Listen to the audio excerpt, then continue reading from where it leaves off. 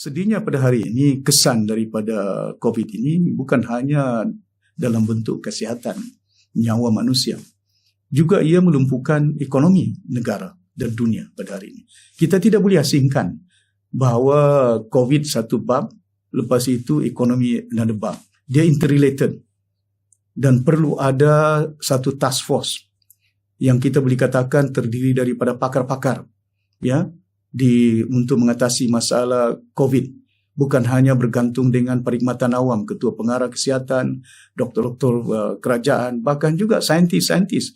Kita mempunyai saintis, ya, di negara Malaysia. Mungkin ada private practitioner yang dah begitu lama dalam hospital swasta, libatkan mereka, dan kita mendengar apa sebenarnya prescription, apa cadangan untuk mengatasi masalah ini, bagaimana kita mempercepatkan mana satu ubat yang kemungkinan kita boleh perolehi dengan jumlah yang besar, ataupun adakah kita keupayaan kita untuk mengeluarkannya sendiri.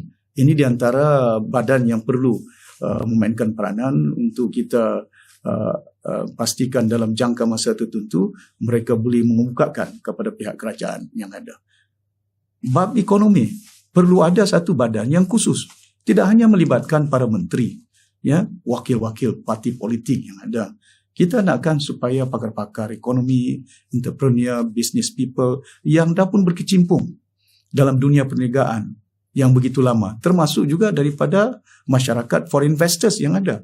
Rangkumkan mereka dalam task force itu untuk cuba kita perolehi, ya, pandangan mereka apa sebenarnya yang kita katakan the right kind of solutions that the government can adopt, can implement in the future to overcome the problem of economic crisis yang dihadapi oleh Malaysia.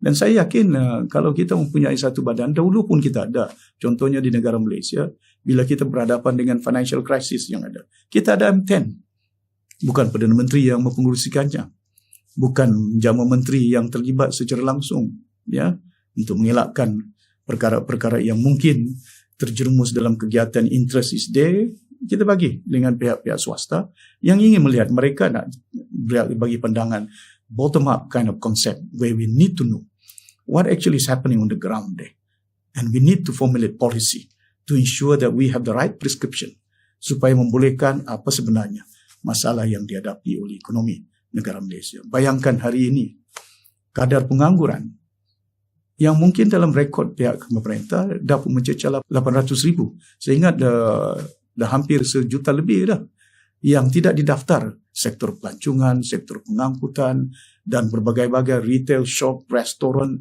yang dah tutup. Mungkin mereka bagi maklum perniagaan mereka tutup, tapi pekerja-pekerja yang tanpa kerja membimbangkan kita, ya, dalam keadaan ekonomi itu tidak termasuk jumlah syarikat, tidak kira sama ada yang besar, sama ada yang kecil, yang jatuh bankrupt, ya.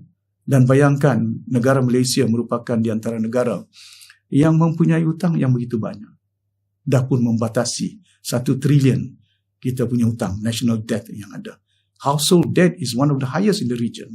Ini yang cukup membimbangkan kita. Bagaimana langkah-langkah untuk mengatasi masalah ini perlu kita ambil untuk memastikan seperti yang saya nyatakan special task force untuk menggerakkan sebenarnya feedback daripada luar, bagaimana kita menyusun langkah-langkah untuk memastikan supaya ekonomi negara kita dapat kita suburkan. Di samping itu, malangnya kita sebagai sebuah negara dalam rantau Asia tidak ada kerjasama yang begitu rapat di antara negara-negara ASEAN.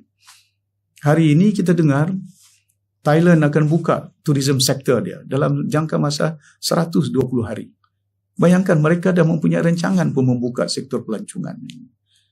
Tapi kita tahu pelancong mana yang datang, dari Eropah ke, daripada Asia Tenggara ke, ataupun dari Malaysia yang ada. Sepatutnya kita ada satu pertemuan di antara pimpinan ASEAN countries yang ada, memperincikan tentang bagaimana mengatasi masalah COVID, bagaimana mengatasi masalah ekonomi. Bila mana ada keadaan ini mula pulih, maka kita dalam keadaan yang kita katakan siap siaga. We are ready to export product, raw material, where our neighboring countries need it. Ada negara-negara jiran kita yang memerlukan bahan-bahan dan keperluan-keperluan daripada negara kita. Begitu juga kita memerlukan daripada negara-negara jiran kita. Ini perlu disusun, dirancang dengan baik untuk memastikan supaya we are still to be reckoned as one of the vibrant economy in the world. Ya, rantau Asia satu ketika dahulu sebagai the new tigers yang ada. Dan saya berharap keadaan ini perlu bagi kita untuk memastikan supaya langkah mengatasi ekonomi ini perlu diperincikan secara mendalam. Malangnya pada hari ini, bila saya bertemu dengan beberapa peniaga yang ada di negara kita, bukan pelabur asing dah tidak begitu berminat. Mereka lebih jauh berminat untuk melabur negara-negara jiran seperti Singapura, seperti Thailand, seperti Vietnam. Ya, malahan pelabur dalam negara kita, bila bertemu, saya galakkan mereka untuk membuat perniagaan. Apa yang mereka nyatakan, Datuk Seri, we are very worried.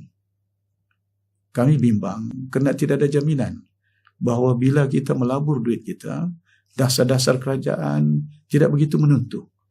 Di samping itu, kita juga tahu dan sedar bahawa mengapa pelabur asing, mengapa pelabur tempatan agak tidak begitu tertarik untuk melabur, membelanjakan kewangan mereka untuk menyuburkan ekonomi di negara Malaysia. Persoalan utama yang telah pun disuarakan oleh mereka kepada saya ialah masalah trust. Hari ini mereka suarakan, we don't have trust on the government, Datuk Seri, on how they run the country, on how even to the extent not only bagaimana mengatasi masalah COVID, bagaimana mengatasi masalah ekonomi di negara ini. Jadi kalau persoalan pokok ni, iaitu kepercayaan, keyakinan, dah pun luntur, dah pun mula ya, timbul disuarakan oleh rakyat, dan ini tidak akan meletakkan landasan negara kita di landasan yang sepatutnya.